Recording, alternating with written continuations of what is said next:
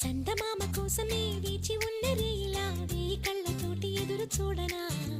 వానజల్లు కోసమే వేచి ఉన్న పైరులా గంపెడంత ఆశతోటి చూడనా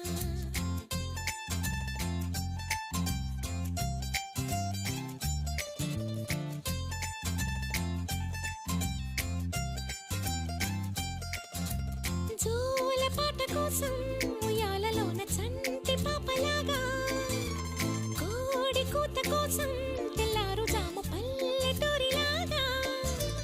ఆగనే లేనుగా చెప్పవా నేరుగా గుండెలో ఉన్న మాట ఏ ఒకటి రెండు మూడు అంటూ అరే ఒక్కో క్షణాన్ని నేను